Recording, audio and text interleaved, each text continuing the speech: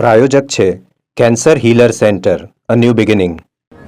મહારાષ્ટ્રમાં ઔરંગઝેબ વિવાદ પર બોલ્યા નીતિન પટેલ. મહારાષ્ટ્રમાં ઔરંગઝેબનું ભૂત પાછું ધૂણે છે. મહારાષ્ટ્રમાં મરાઠાઓ પણ આનો કંઈક ઉપાય શોધશે. સીએમ દેવેન્દ્ર ફડણવીસ ઉપાય કરશે. સિંધી સમાજના ચેટીચાંદ મહોત્સવમાં આપ્યું હતું આ પ્રકારનું નિવેદન.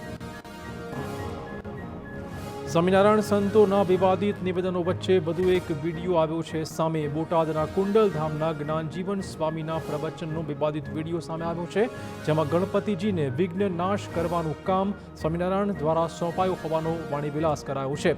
વધુમાં સ્વામિનારાયણ ભગવાને જ ગણપતિજીને તમામ અધિકાર આપ્યા હોવાનો પણ વિડીયોમાં ઉલ્લેખ છે.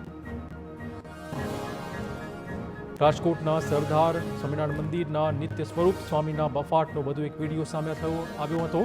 સૃષ્ટિના સર્જનહાર વિશે નિત્ય સ્વરૂપ સ્વામીએ કરી હતી વિવાદિત ટિપ્પણી. કથા દરમિયાન નિત્ય સ્વરૂપ સ્વામીએ બ્રહ્મા વિષ્ણુ મહેશ વિશે કરી હતી ટિપ્પણી. ભગવાન સ્વામિનારાયણે આ બધા દેવતાઓને મેનેજર બનાવ્યા હોવાનું આપ્યું હતું નિવેદન. તો આ વિવાદિત નિવેદન બાદ નિત્ય સ્વરૂપ સ્વામીએ માફી પણ માંગી છે. વર્ષો જૂની કથાનો વિડીયો કોઈએ વાયરલ કર્યાનો સ્વામીનો દાવો છે. વધુમાં કહ્યું કે કેટલાક તત્વો દ્વારા બદનામ કરવાનું ષડયંત્ર છે. જૂના નિવેદનથી કોઈની લાગણી દુભાઈ હોય તો ક્ષમા કરશો.